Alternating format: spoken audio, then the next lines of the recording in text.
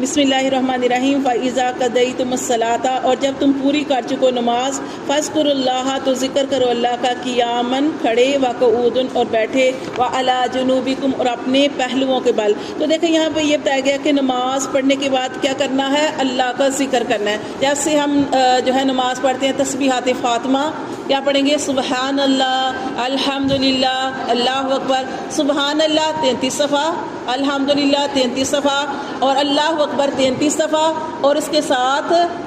وہ آپ نے پڑھنا ہے لا الہ الا اللہ وحدہ